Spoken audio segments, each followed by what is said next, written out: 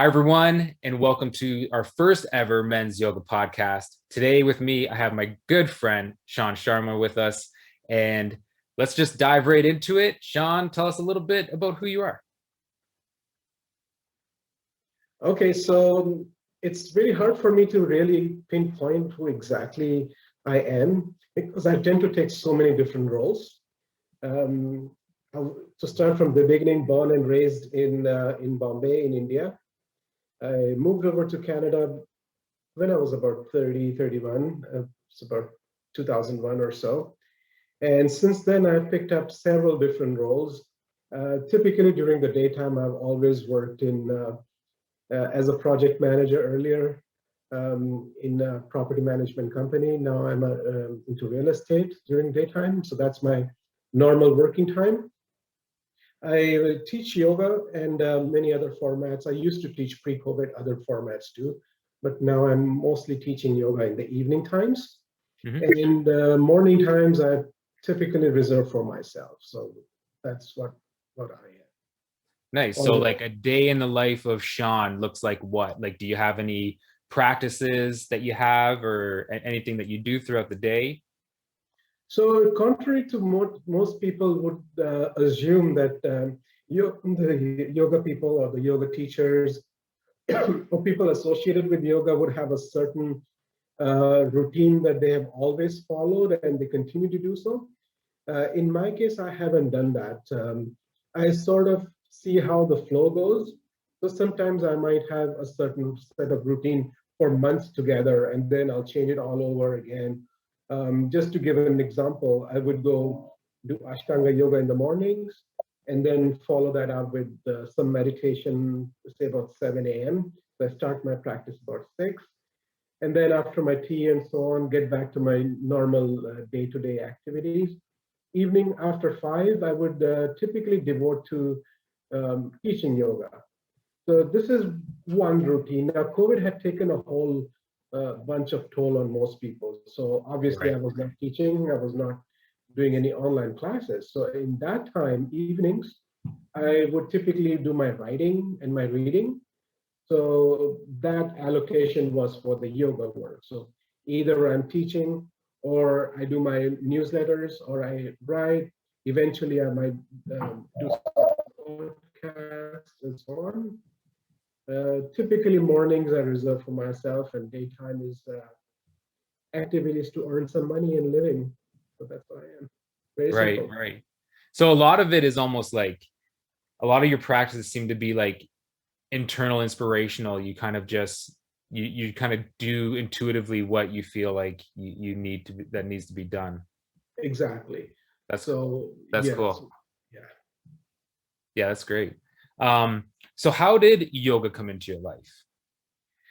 This is actually very interesting. I did not really pursue yoga as a child. Like I've seen my father, he was a good practicing yogi. He could do headstand, and I would always see him as a child do yoga, but I never got into it. I moved on like a regular teenager and a person in 20s. It so happened that when I was 29, 30-ish, I had several bad, I would say, routine. I would eat very late. I was a workaholic. I used to work until 11 p.m. And eventually, over a couple of years, my health started deteriorating quite a bit. And when I did my medicals, the doctor said, like, you're only 30 and your readings are way off. You're almost like a 50-year-old person. And I was actually migrating to Canada the year after. And I said, well, I have some time. Let me quit my job and start as a yoga teacher. In 1 month time, nonstop, Monday to Friday, 4 a.m. to 4 p.m., I was just into yoga. This was January. And by February, my results were remarkable. Like I could not even recognize myself. I lost the Right. weight, lost weight, everything came back. So that was my beginning 20 years ago. And then it, I it's stopped.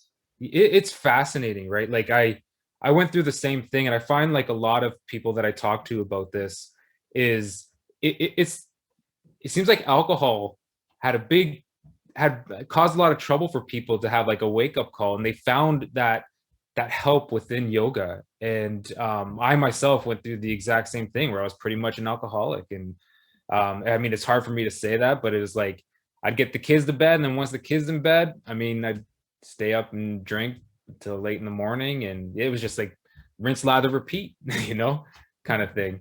Um, Been that, done that. yeah, it's and I felt the same thing. Yoga helped me like get away from that lifestyle and find something deep within me, which was amazing. So have you done anything to get like a deeper experience? Have you traveled anywhere? Have you done anything like that? Yeah, so it so happened that my first experience of yoga actually repeated once again 15 years after.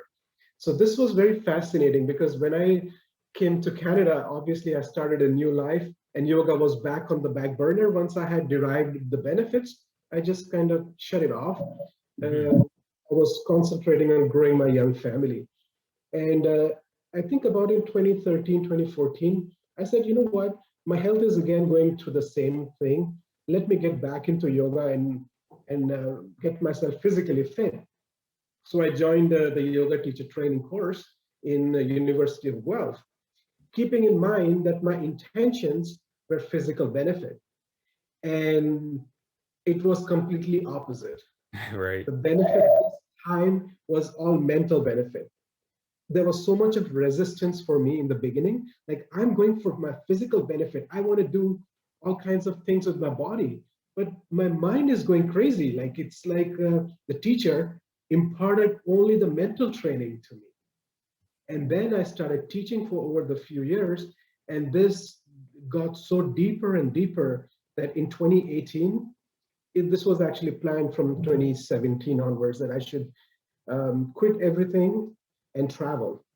And I did exactly the same thing. I got a buddy of mine, also a yoga teacher from the same university.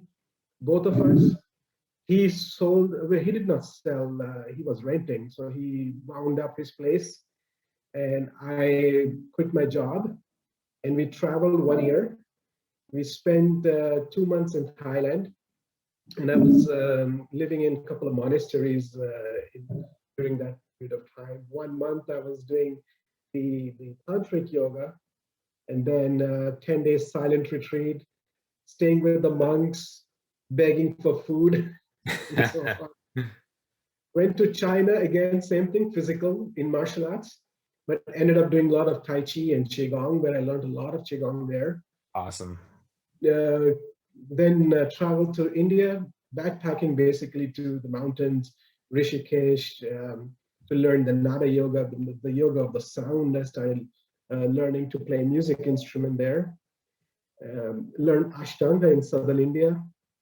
Had tons and tons of spiritual experience during that 6 month period. And coming back, I started to put it all together and sharing whatever I've learned to whoever comes my way. That's fascinating. So I guess because my next question was going to be what other types of practices you kind of do. So seems like qigong and a little bit of tai chi. Are you still practicing them and stuff like that? Yeah, so Qigong I've been doing for quite a lot of time. I have also developed a whole bunch of sequences based on what I learned, basically to help people either with that balance or just improving their internal energy if they're low energy. Tai Chi, I just do off and on. I don't do Tai Chi as much. In terms of yoga, I've learned so many different styles that in the beginning, it was quite overwhelming. Like, what am I doing? So that's Right. why Yeah. I had to, like, when I was in India, I would say, okay, Monday I will do Ashtanga, Tuesday I'll do Nada Yoga, Wednesday I'll do Qigong. So it kind Yeah, of mashed. totally feel that. Yeah. So I was not able to get further into any one of them. So then I decided I'll do a few months of Ashtanga. Then once I get stronger there, then I'll start Qigong. Then when I get better than that, I'll start Tai Chi. So that's my next one. So that's why I sort of bundle them up because there's so much that I've learned that it's not easy to practice all of them and integrate all of them. They're very, very different styles. Hmm. Cool, cool. So what do you think has been your greatest experience, like learning experience, like so far? My biggest, well, there were a few experiences. The first one was my yoga teacher in the university here in Guelph. Hmm. Very down to earth person. Like I could not believe that the person like that. He was a chemical engineer and he quit his engineering and was a full-time yogi. Wow. He was a great inspiration for me. I met another teacher, Javasu. He was also a very, very inspirational teacher for me. Big Very time down for to me as earth. well, Juvasu for sure. We're gonna have Yes, him on here for sure. I got to get him on here. yeah. So it's the same. I consider him also as one of my mentor. Right. And through him, or was it through somebody else, I went through the Nara Yoga school, and the musician, the person owner of the school, was a great sitar player and also a harmonium player. Very, very humble man, very humble man. Along the way, there was this ashram across the street, and I used to frequent that ashram, meet the person in the ashram, stay there for a little while. That was quite an experience for me, having a lot of sadhus come in, interview them. It was life changing. So would you say on top of that, that might be like your favorite? Well, then let's what would be your favorite life experience? Or is that kind of in time, like in like so that would say It like a learning experience? ties into it. Like Yeah. I think personally, my favorite at this time would be traveling through Rishikesh in the mountains. Right. And the calling is so much that it's like at the drop of the hat, if somebody tells me let's go to Rishikesh again for a month, and I would just go. It's that Really. pure experience that I had there. I might have to go with you if you do that. Because I Yes. really got to go as well. Yeah. It's is that where you did your the yoga? Was that in Rishikesh? Yeah, that was at Rishikesh. Oh, Nara Yoga. wonderful. Nice. I think that's yeah, Juvasi was kind of talked to me about that one there. Mhm, But mhm. um well, we're pretty much it. We like to keep these things pretty short. So let's just tell everybody where they can find you and where you're teaching. At the moment, I'm teaching at my own shala, or the studio as you call, Nice. which is in Fort Erie, um, uh, close to Crystal Beach. I also teach again in Hamilton. My students were based in Hamilton and they wanted me to come back. So I go once in a while to Hamilton. I did create an Instagram and a website, and I'll be honest, I don't keep up well with it. It's Qi Yogam is my website, QIYOGAM.com. That's my website, and it will have the same Instagram and also the web page. Wonderful. So you can And find me there. maybe we'll tell everybody like a bit of the style that you're teaching because it's a very very it was a bit unique to me because it wasn't like yeah like that typical I guess harder style, right? And I really enjoyed it. It makes you pay attention to like a lot of awareness to the simple things, and you So feel much, yeah. yeah, yeah. So these are the classical moves, and fortunately or unfortunately, I have not been able to find any of this on YouTube. So 80% of what I teach in my class, you probably may not find it, Right. unless and until they are the so-called popular or the master moves. Like if you do the Cobra pose, obviously you can find them. But there are some of the variations that I've been taught that you cannot find them. They're simple enough for everybody to do it, whether a person is 80-year-old or 18-year-old. They both can do the same pose depending on where they are in their body. Right. So I don't change the pose. I just tell them to follow their body. That's amazing. Yeah, you're almost teaching them to also intuitively, yeah, pay attention to themselves and paying attention to what is the body telling you as they're being Mhm. led in a way. And I Mhm. think that's a great powerful thing. and almost kind of falls in line with kind of what yoga is, being your own guru, where you do take the lessons from the external, but then there's an internal part that has to lead as well. So it's Exactly, great for exactly. what you're doing. I want to thank you for what you're doing.